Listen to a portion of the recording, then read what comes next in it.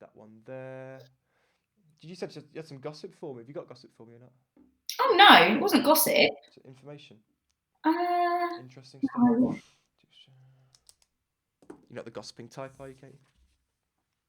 Well, I do like a chat, but I'm not a like, oh my god, guess what I heard? Yeah. No, I haven't really. I've managed to not be taken in by that.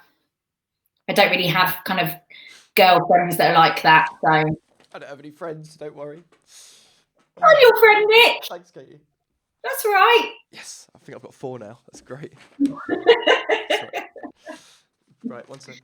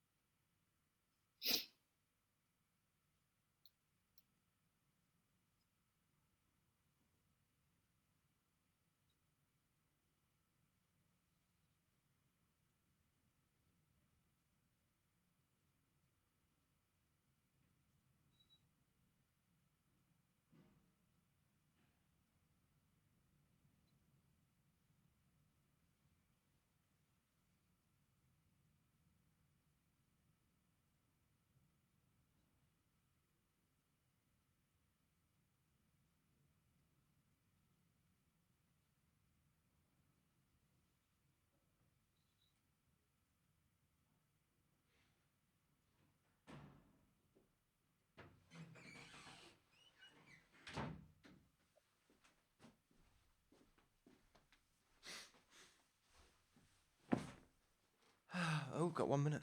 Better start.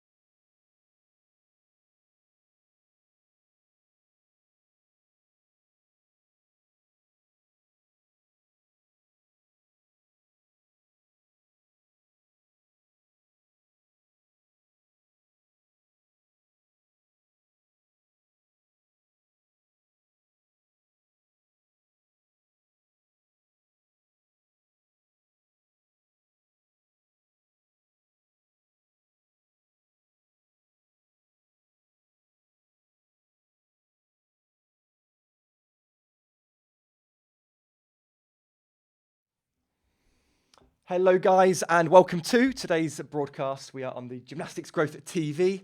Thank you so much for joining. We've got a great episode today as we're going to be joined by Katie Richards, who is a leading sports psychologist within the gymnastics world.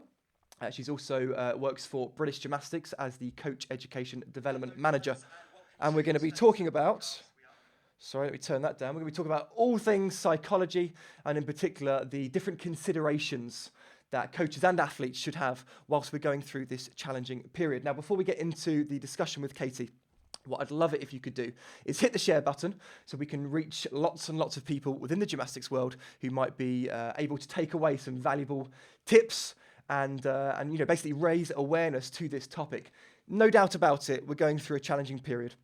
I think everybody is going to find this or is already finding this psychologically challenging. And so Katie's tips and tricks and hacks and knowledge bombs that she's got for us are no doubt going to be helpful for a lot of people. So I'd be really grateful if you could hit the share button so we can reach as many people as possible. You never know how much that is going to help somebody. Whilst you're here also, drop something in the comments. Let me know where you're from. I'd love to know what your involvement is within gymnastics. So if you're a coach, a parent or an athlete, drop it in the comments section. I would love to hear from you, but we're going to get to Katie in just a second. I've got a few people waving here, which is lovely. Lauren, thank you very much. Lauren says, hi, Nick and Katie. Great to see you. So thanks for everybody that's stopping by to watch this episode of Gymnastics Growth TV. So let's get started. Let's get over to Katie. And just remember, guys, you can chuck any questions you like in the comments section and we'll do our absolute best to answer those for you. We'll try and get through as many as we can. We'll try and keep it on topic. Let's keep it on the topic of psychology for athletes and coaches, and we'll get into that information here. Let's head over to see Katie right now. Katie, thank you so much for joining today. Hi, morning. How are you doing? How are you? I'm good. Yeah. I'm good. I'm excited. I really appreciate your time. I know you're super busy, so it's great to have you on Gymnastics Growth TV. No, thank you so much for having me. I'm really looking forward to talking this morning and hopefully reaching as many people as we can to provide them with some tips and tools, like you say, during this kind of really difficult time. Yeah, I think that's it. It's everyone is going through a challenging period, and the community is amazing. Everyone's doing a lot. Information's being shared very widely, but you just don't know what other people are still going through.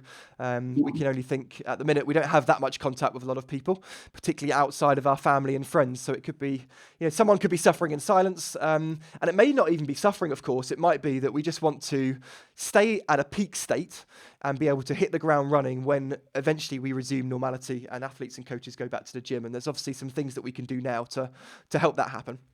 Absolutely. So with regards to this whole topic, and I know it's a big one, and we'll try not to throw any curveballs at you. It is a challenging time for everybody. What are some of the considerations that you think athletes and coaches should sort of keep at the forefront of their minds at the minute while we're going through this crisis?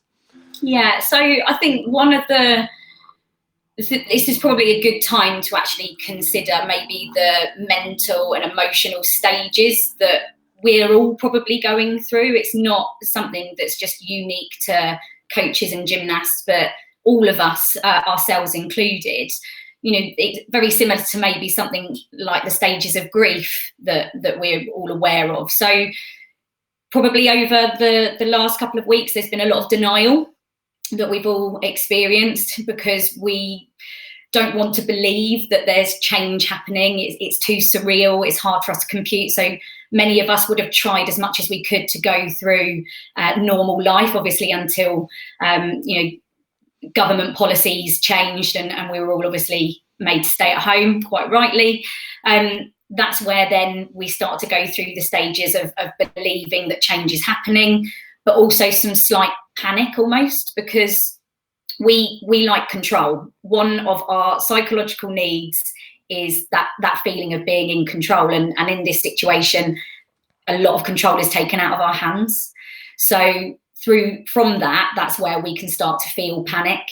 We don't like unfamiliar circumstances. We don't like things that are unpredictable. We start to consider all the loss that we might experience, from, and that's wide-ranging loss and the threats that this situation brings to our goals. We know that so many people have been affected in terms of their gymnastics career and their competitive pathway, and just the enjoyment of going to the gym, be that once a week or 6 times a week. People have had that taken away, so that's a lot of loss there, and having the unpredictable feeling and not knowing when things are going to change, that brings people a lot of angst, and that's where, if we don't have the coping strategy to deal with this, which in most cases, you know, people we don't deal with this amount of harm, loss, unpredictable kind of nature that often. So people don't tend to have the coping strategy. So what we then see is people moving into the stage of anxiety, where people are worrying about what's going to happen. They're worrying about the consequences. And we know that worry can take up a lot of space in our working memory. You know, we've had conversations before about the way that worry impacts our daily thoughts. And I know listeners will be able to relate to that, absolutely. And it doesn't matter who you are. You know, we are all susceptible to worry. I am not immune from worry and concern, but it's looking at how we actually move through that stage of anxiety. Because what we really want to try and do for ourselves and to encourage others is to move to a more acceptance stage, where we're accepting of the current climate and adjusting to it. And we want to try and get people to that adjustment stage as quick as possible, knowing that we're probably going to have to do a full circle. There's going to be lots of things that are going to change over the coming months, and we're going to have to go back through that cycle and through that stage of anxiety, acceptance and adjustment. But the quicker that we can get to adjustment, the better it will be for our mental well-being. So that's kind of where I'd like to try and give some advice really on how people can help people get there. Yeah, it's brilliant, and there's already a lot of really useful information in there. I'm just going to dissect a few bits there, if that's all right. We'll dig a bit deeper. What I think's interesting is that you've mentioned loss, and of course, loss can be on so many different levels, can't it? You've got obviously right at the top level of loss, which could be probably perceived as, at the minute, loss of a loved one, whether that's the reality or whether it's a fear. Of course, fear is a worry about an event that hasn't happened yet. Could be loss of a business. So, you know, gym owners might be thinking, you know, I might lose my business. But for the athletes that probably, you know, at a conscious level are not going to be as astute to what a lot of the adults are, it might just be, I'm going to lose my gymnastic skills. I'm going to lose my strength. I'm going to lose my flexibility. Maybe I'm going to lose some friends. So there's all sorts of different levels depending on how conscious that individual is. And I guess what stage of maturation that individual is going to be at as well. So that was one thing I thought was really interesting there. But obviously kids don't have the emotional tools to deal with these things. And you mentioned coping strategies, which is a term which a lot of coaches will probably be familiar with when it comes to a competitive environment, because people like yourself that do great work in providing athletes with the tools to have coping strategies when they go to a competition to deal with that competition anxiety. Well, this is a totally different area, isn't it? This is not something that coaches or kids have ever had to deal with before. So these are probably either new coping strategies or coping strategies which are probably a bit more critical. You know, like gymnastics is a luxury compared to what we're kind of going through at the minute, you know? So I think that's quite interesting points there, that a lot of adults don't have the coping strategies, let alone the children that we're coaching.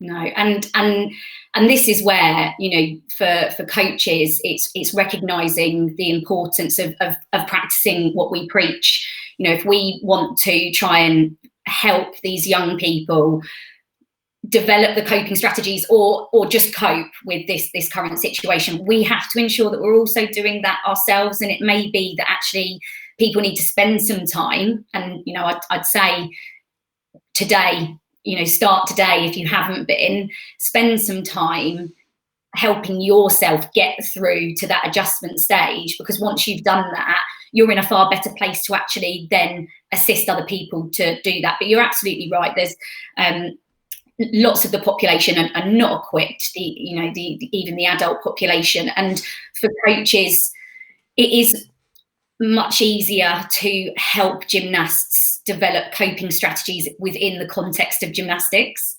And what we're asking, or what we're wanting to do, and what we're asking people to do, is to try and help them develop coping strategies and cope with things where actually you're not able to give a lot of advice. It might be quite hard to rationalize some of the thoughts that people are having. But I think just trying to facilitate people to go through that process that's a great step. So, you know, you don't need to be a sports psychologist, a sports scientist to try and help your gymnasts and fellow coaches process what's going on so that they can move through those stages to adjustment quicker. Yeah. So obviously what we're doing here, hopefully we're going to raise awareness to some of the things that these coaches could be doing with their athletes. And I know that you've got a few things, and hacks is probably absolutely the wrong term. It's just about raising awareness, isn't it, to some of the tools which are available to some of the coaches. Do you want to start and just run through a couple of those now? And guys, just a reminder for everyone that's watching, two things. One, if you can hit the share button, this information could be really valuable and on a serious level to help people's mental health moving through this. But also, if you have any questions, please drop it in the comments section. That'll be great. I've had a couple of questions come in there, so we'll get round to those a little bit later on, Katie. But yeah, if you wouldn't mind leading into some of the things that coaches could be thinking about, that would be great. Yeah, absolutely. So one of the strategies that I kind of really rate, because I feel that it works well with a variety of ages and maturities, and it has some quite symbolic elements to it, is a worry jar. So one I prepared earlier. Of course. So the first thing is getting people to talk. And so, you know, I know from looking at social media, coaches are already engaging in fantastic ways and means to connect with their young people that they work with. And that's great, because you probably already laid the foundation to start maybe changing up what you're doing. I know a lot of people are doing a lot of strength and conditioning and flexibility, you know, because that's what you've been advised to kind of stay within. But maybe, and I know you're doing fun challenges and quizzes, maybe kind of changing it up and having a session dedicated to talking about how we're feeling and some of the thoughts that we might be having. And we know that gymnasts sometimes struggle with that, and then they're not able to articulate necessarily how they feel, but just getting them to start to open up and discuss these things. And by getting them to do an activity that's around it, it takes away the focus that they might feel is absolutely on them. So one of the activities is this worry jar. So getting your gymnast some paper, a pen, and some kind of jar from the kitchen, and getting them to write down all of their concerns. You have to be prepared. They could be far and wide. So Nick, exactly as you said, they could have absolute concern about the loss of a loved one. They could have concerns about losing skills, about losing strength, flexibility. They could be concerned whether there's going to be a gym for them to go back to, or whether they will have lost all their skills, so they won't be in that group anymore. And then, of course, the loss of that relatedness with their friends. You know, for some gymnasts, this may well have been their last season, and now they're faced with this concern about this transition that they're being forced into that they weren't necessarily ready for, and how that might impact them in later life, and that feeling of potentially not achieving the things that they wanted to. So you do have to be prepared that there will be potentially a wide range, depending on the level of emotional maturity and self-awareness. But, you know, getting them to do that, and then getting them to kind of cut those bits up, and then putting them symbolically in the jar, closing the lid, and putting that jar somewhere that is not accessible. You know, so I've had gymnasts say, we went and buried it in the back garden. You know, we put it in the loft. Obviously, they need to check with their adults that they can have that container, but you know, it's symbolic because it's non-accessible. You are putting that away, yeah, and you are not accessing that again. if you feel comfortable, I would absolutely try and get them to share with the group and with you what they've written down, and try as much as you can to rationalize those worries. Some of those worries will be absolutely relevant, and it's not about trying to make them irrelevant. It's about acknowledging those, but also kind of highlighting how much influence somebody has over those things. Yeah. So is it something that you can control? If it's something that you can control, what can we then do about it? Wonderfully moves into goal setting. And I know that coaches are fantastic at that. They do a great job at that, because you can take something really specific and you're very creative. You know, every day you're really creative with what you do. So, you know, if it's something controllable that you can assist with them with, then definitely moving that into setting some goals around that. If it's uncontrollable, it's having that realistic conversation about how that is uncontrollable and how fixating on that creates that worry and concern, and therefore that needs to go in the jar. Yeah. Nice. So that's one of the suggested activities, if you like. Yeah, it's great. So let's again dig into that, because that is awesome. And I'm certainly listening to this thinking, well, this is definitely not just an activity for athletes. This is an activity for anybody, because essentially what you're saying is, don't bury the fear. Don't keep it all bottled up and try and suppress it. Raise your awareness to it. Be conscious of it. Understand that it's there, but then kind of just take it away, shrink it, send it off, and, you know, don't consume your thoughts around that, which is quite different to what maybe I should say a lot of coaches would typically do. It's like, if you're scared of something, no, just get on with it. Like, or you're not allowed to be scared. You know, fear's not allowed. Well, we know that fear is allowed. Everybody feels fear. People just have different ways of coping with it. So if we can educate the athletes or anybody else in order to think about this, aren't we? So basically getting it out on paper. I mean, I do that when I'm stressed. I think, right, let me get it out of my head. Let me just get it down on paper. And I feel better, like my mind feels less cluttered, because I've not got all the thoughts in my head. I've written them down. And essentially that's what we're getting the athletes to do here. So yeah, really, really good. We've got writing it down, and I've got a couple of questions here. Let me just see if they're relevant to talk about now. I think we'll come back to those. Guys, if anyone does have specific questions about the worry jar, then please let us know. You talked about sharing there, like sharing with obviously the athletes. Is there any element of like the parents being involved with that as well? Do you think, you know, would it be beneficial for the coaches to connect with the parents to talk about those things?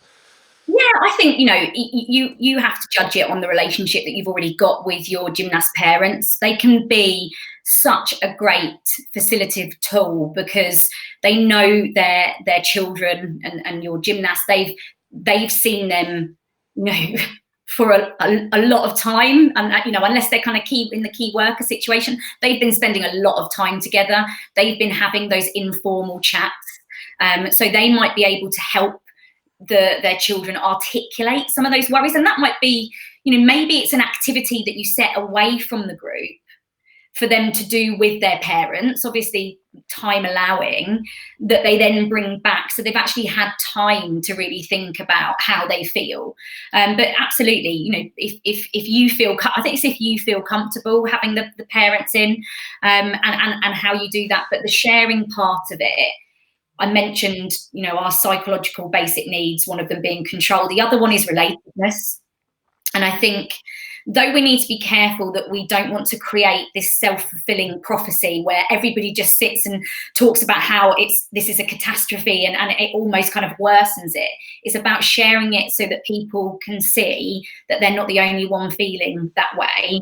But then it's about, but what are we going to do with that? So we're either going to put it in the jar, because we acknowledge that it's the way that you feel, but there's nothing we can do about it, or we're going to acknowledge that there is something that we can do about it, and that's where we help people get to that acceptance level. And you're quite right, it's a very different way of thinking, and it's hinged on mindfulness concepts. About, instead of trying to change the way that people think and saying that it's not right to have fear or anxiety, actually what this is about is about normalizing that we go through a variety of emotions, and all of them are legitimate. It's just that some of them we judge differently. Some emotions we don't judge at all. Some of them we label as positive, and there are other emotions like fear and anxiety, which unfortunately have had a bad reputation over the years, but they are legitimate emotions. And so if we can help people accept their emotions, accept their thoughts, kind of categorize them, we start to feel like we're getting a little bit more control. Yeah. And then doing the symbolic, getting rid of, and then taking those thoughts where there is control and moving it into the goal setting. And that might be short-term goal setting about developing a routine. And when I mean routine, I don't mean a gymnastics routine necessarily. I mean a routine for your day. So because those gymnasts and coaches, you've all been, you've all had routines just suddenly taken away from you. And we like routine as humans. So it's now about maybe one of the short-term goals is creating a routine. Yeah. And sharing that routine with each other and helping each other develop those routines and having your gymnastics as part of that routine. But not only the physical aspect. I think having these sessions where you talk a little bit more and talk about goals, I think it will just help people. Like you say, sometimes just getting it out is all you need. Yeah, absolutely. Is there a benefit to doing this on the flip side? So obviously the worry jar is about writing down your worries, etc. What about writing down everything that you're grateful for? I mean, I'm a massive fan of daily gratitude because despite what we're going through at the minute, there's an awful lot to be grateful for still. And we're the fact that people are watching this on their smartphones, they're connected to the internet, maybe it's a computer or a phone. They're better off than a lot of the world that haven't got access to those things and can't stay connected. So do you think that I don't know whether it's a jar as such, but is there a benefit in writing down things to be grateful for at the same time? So we're kind of getting things from both sides. Absolutely. So one of the, though we obviously none of us know what's coming next, we are all living in hope, or we should be living in hope that things will change and we will be able to go back to normality, though normality might look slightly different to what it did look maybe at the beginning of the year. And like I said, we'll have to constantly move through this cycle of anxiety, acceptance, adjustment.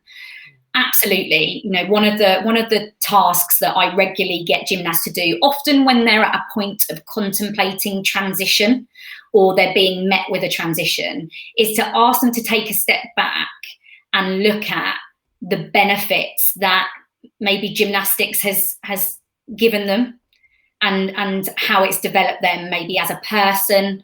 How has being a gymnast actually helped them manage this time that we're going through? What situations could you liken to what you're going through now?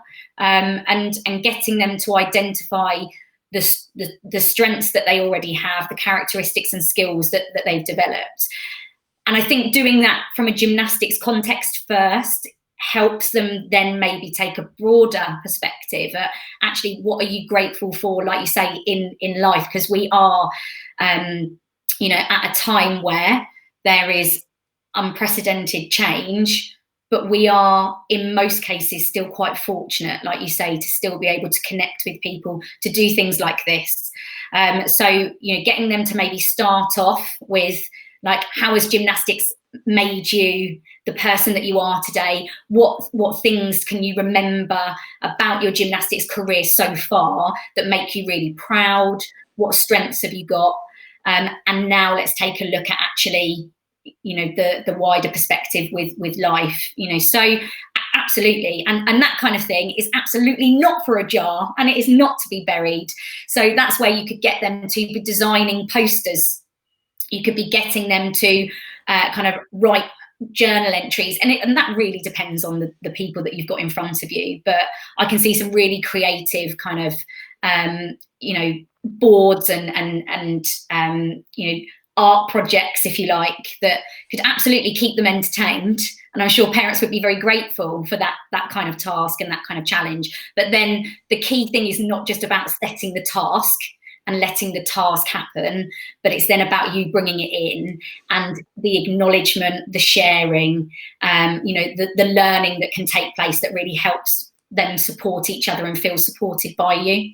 And I think you can learn so much about them as well. You can really strengthen your relationship in a different way, in a way that you may have never had the time or opportunity to before, so that when we do come out of this time, the gymnasts, they trust you more.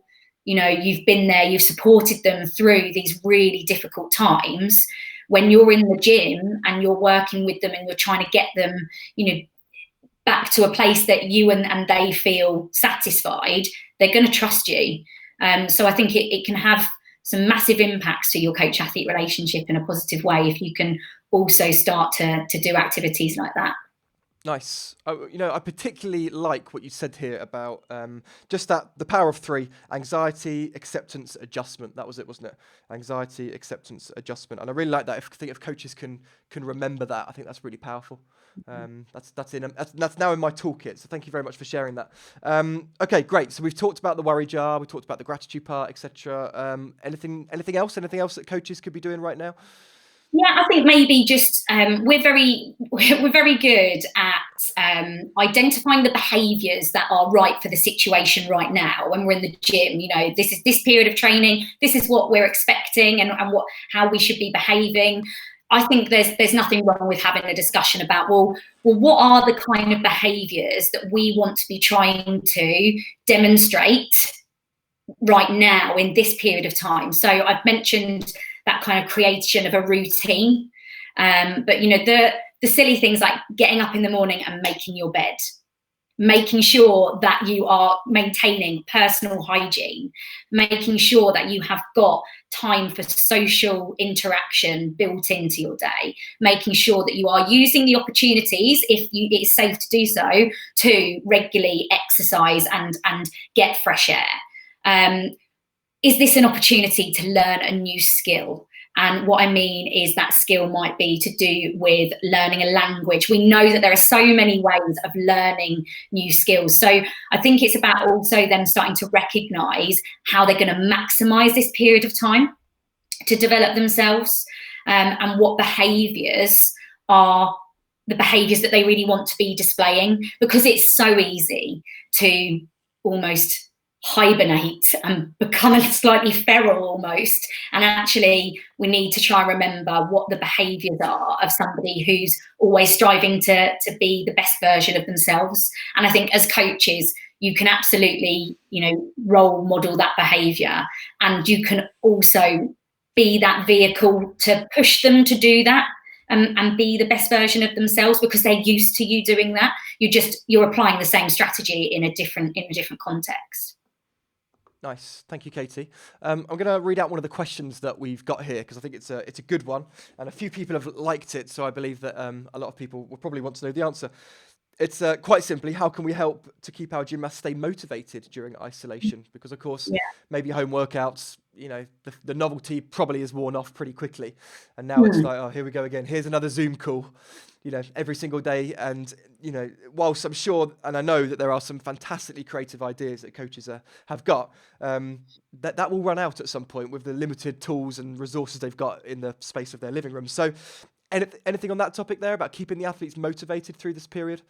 Yeah, so I think it's maybe about adding a level of structure to the activities that you're doing, maybe having some kind of longer term plan so they can see what the long term plan is, adding some level of evaluation to it. So, even if it is V-sits, how many can you do in 30 seconds this week in comparison to how many can you do in 30 seconds in 3 weeks' time?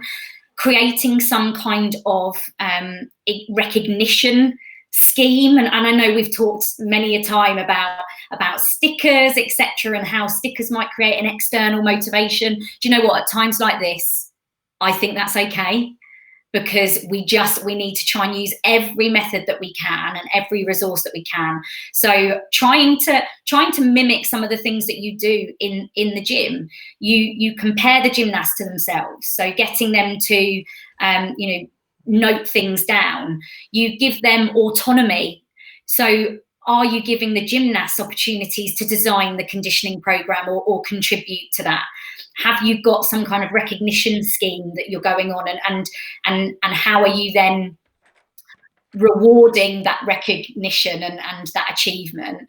But then also the goal setting. You know, I know it's difficult. We aren't sure what's going to happen, but giving them hope and thinking about what they'd like to learn and getting them to, you know, educate them, looking at skills and getting them to break skills down. Obviously not practicing those skills at home, but getting them to break those skills down and looking at the strength and conditioning and the flexibility prerequisites and starting to design programs. And I think as well, it's about how you conduct yourself. You have to come on that Zoom call every day and light up their day. And that's where integrating a little bit of humour, the challenges, the demonstrating that you know the gymnast, taking an interest in them, asking them what they've done today, getting them to show you things that aren't related to gymnastics, but make them excited to see you. And that will instantly increase their effort and persistence because they're getting satisfaction from it. Amazing. Yeah, makes total sense. And again, you're just basically connecting to all the same things that a coach would need to do if they were back home in the gym. Yeah, you know, it's athletes need to feel like they're making progress. So that's the competence part, I guess. You said about autonomy there. So can they, you know, are they, do they have a feeling of somewhat control over what they're doing? They can self-manage. And then you've got the relatedness piece as well here. So obviously it's just fitting in really nicely to the standard motivational models that we're used to seeing. Yeah, absolutely. And this is it. I think, you know, I know that we're asking coaches to do things that they haven't done before, but if you take a step back, you've absolutely got these skills in the bag. You do them, and you were doing them all of the time in the gym. You just need to recognise the skills that you've got and apply them slightly differently. And I think sometimes coaches don't give themselves enough credit actually for the skills that they do have. And what they can bring to the gymnast lives, and I think also how it can benefit you. There's nothing more motivating for you when you're on that call and those gymnasts are interacting with you and they're having fun and they're smiling. You can't help but smile. Those endorphins are so important when we're really limited at the moment. It's important that we also see the benefit that we get to the self. Absolutely. Yeah. And guys, if anyone's got any questions for myself or Katie, then please feel free before we wrap up to drop them in the comments section. We've had a lot of people watching, which I'm very, very grateful for. I know this is invaluable content that Katie is providing here. So Katie, thank you very much. What I would like to say myself, guys, is that this period, despite the challenges and all the challenges that we're going through, is an amazing period of growth for a lot of people. And what I'm seeing within the gymnastics community is people stepping outside their comfort zones. They're having to learn new skills, which they're not used to doing or even comfortable doing. They're searching for new tactics and strategies in order to either motivate their athletes or move their businesses forwards and things. You know, we are absolutely going through a time of growth for a lot of people. And actually some of those stages of growth have been phenomenal. So whilst this is, let's say, a period of darkness, there's a lot of suffering going on, and it's not a particularly pleasant period for many people. We do have to look at the opportunities which arise, and there are many of those opportunities which are being lived at the moment. So I'm just waiting to see, Katie, if there's any further questions that we've got in. Have you got any other things that you wanted to mention before we wrap this session up? No, I just think it's when you do things like this, where I'm suggesting you have these talks and you get gymnasts to share. Lower your expectation, because if they're not used to doing it, they're going to find it difficult to start with, but persist with it. Don't just kind of go, oh, well, that doesn't work, or they don't get it, or they, just keep persisting and slowly drip feeding and don't feel that you can't talk to them because you haven't got a qualification in sports psychology. And, obviously you don't want to start dishing out advice, but there's nothing wrong with talking and sharing and helping people rationalise. And like you said, Nick, sometimes just getting it out is enough for people to actually find the solution themselves. So, and that cathartic aspect of just talking about it is sometimes all people need. So just, don't feel like you don't have the skills for that, because you absolutely do.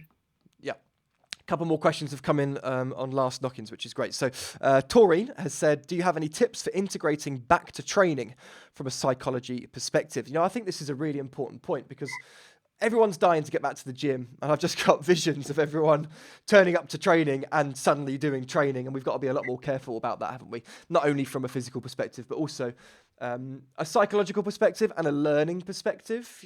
Kids haven't been performing these progressions, they haven't been doing the skills over and over again. So it's important that we have a period of adjustment when we get back, because this hasn't been like a normal holiday, and it might go on much longer than a typical holiday does. So have you got any thoughts on that, integrating back to training itself? Yeah, I think it's probably preparing them. So as coaches, you need to take that, you need to use all of your knowledge, experience to make professional judgments and decisions about what that adjustment period should look like. I would hope that you're able to do that in line with events and kind of what the events calendar looks like, and you make some really you'll probably have to make some very difficult decisions about events and whether you will be preparing for those. The most important thing is not rushing. So taking some time to plan when you're able to. But there's nothing wrong with you starting to think about it now, like what might that period of time look like when we come into the gym. So it may be about kind of slowly getting back to the amount of training that you were doing and building that up over kind of 6 to 8 to even 12 weeks. It would be about going back to basics and refining the basics, allowing the gymnast time to just re-familiarise themselves with equipment. Also the kind of spatial perception stuff. They won't have been up high for a while. So getting them back up on the beam, back up on bars, just being up there to help them with the perception aspects. But I think the key thing is about talking to them about that and preparing them prior, so that they are fully on board and they've bought into your plan and they understand why, and talking to them about the fact that it will be frustrating because all you'll want to do is go in and do all these things, but we've got to be careful. And I think the more that they understand the processes and the thinking behind it, the more buy-in that they'll get. And actually, they will therefore then, and you may find that they will adapt quicker to that then, because they'll go through that stage of acceptance and be in adjustment much quicker. And I think it's just, if you can build that trust during this time, they will trust you during that time. But also acknowledging that there will be absolute frustration, but that's okay, because it's expected, it's part and parcel of what we're doing. So again, it comes back to acceptance, doesn't it? Awareness and acceptance. Or again, anxiety, acceptance, adjustment. I think that's a really powerful thing. Recognize that you've got it, accept that it's there, and now adjust to it. And adjusting might be shrinking it and throwing it off in the distance, or it might just be writing it down and getting it out of front of mind. So absolutely, very cool. Katie, this has been a knowledge-packed session, and I'm very, very grateful for you contributing your time. So thank you very much for joining. I've also would like to say a massive thank you to everybody that's watching the stream as well. But Katie, I know that you're super busy, and I'm sure that everyone will agree you've just given an awful lot of very, very valuable advice, which I'm sure will impact a lot of coaches and athletes very positively. So thank you very, very much for joining today. I really appreciate your time, and hope maybe we can get you back in the future again. Thank you very so much. I really enjoyed chatting, and it's always a pleasure to share and listen to people's questions and thoughts as well. So awesome. Thanks ever so much, Nick. You're absolutely welcome. Thank you very much. And again, thank you guys for being here, watching this episode of Gymnastics Growth TV.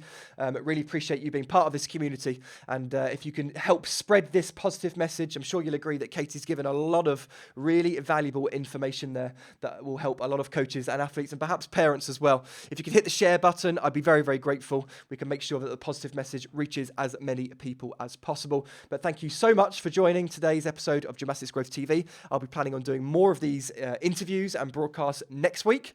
And if you haven't done so already, please check out the Gymnastics Growth Academy. It's my brand new membership and mentorship program for the everyday competitive gymnastics coach. We've got members in 15 countries now.